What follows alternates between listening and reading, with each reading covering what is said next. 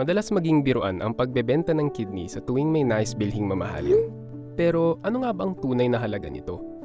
Sa katotohanan, ang pagbebenta ng kidney ay isang uri ng organ trafficking. Ang organ trafficking ay ang ilegal na pagbili at pagbenta ng mga organ ng tao. Madalas ito ginagawa sa pamamagitan ng panloloko o paggamit ng dahas sa mga taong nangangailangan ng pera. Maliban sa ipinagbabawal ito ng batas, mapanganib din ito para sa biktima. Paano nga ba ito nagiging mapanganib para sa donor?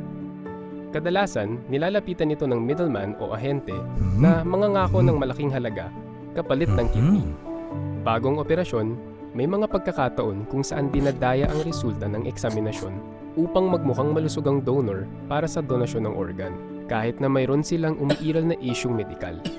Delikado ito dahil maaaring magkaroon ng komplikasyon ang kalusugan ng donor pagkatapos ng operasyon.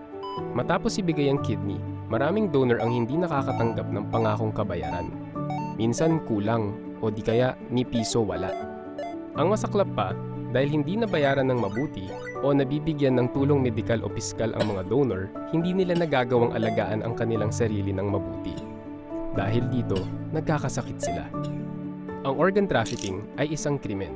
Ang tanging uri ng organ donation na pinapayagan ay ang pag-aalay ng parte ng katawan na walang anumang perang tinatanggap bilang kapalit. Ang pagbibigay nito, kapalit ng pera, ay labag sa batas. Ang sino mang mapatunayang sangkot sa organ trafficking ay maaaring maparusahan ng 20 taon hanggang habang buhay na pagkakakulong at multang hanggang 2 milyong piso. Ang pag-donate ng kidney ay mabuting bagay dahil nakaliligtas ito ng iba, lalo na't kung ipamimigay ito sa mahal sa buhay. Tandaan na ang pag-aalay ng iyong organ ay pangako rin na aalagaan ang sarili. Bawat parte ng katawan ay importante, pagkat ang tunay na halaga ng kidney ay buhay. Buhay ng iba at buhay mo. Ang Philippine Society of Nephrology ay tumututol sa anumang uri ng organ trafficking, lalo na ang pagbebenta ng kidney.